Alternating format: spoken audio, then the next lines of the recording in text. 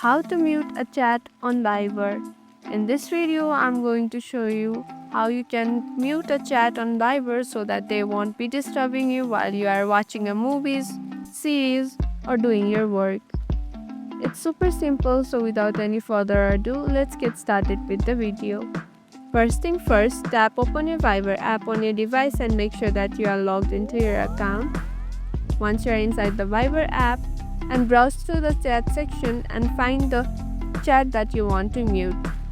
Once you found the chat that you want to mute, all you have to do is long press chat and a pop-up icon will appear on your screen with various options. You have to click on the third option, which is mute chat.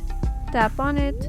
Now another pop-up icon will appear asking you for how long you want to mute this conversation, for 1 hour, 8 hour, 24 hour, or always.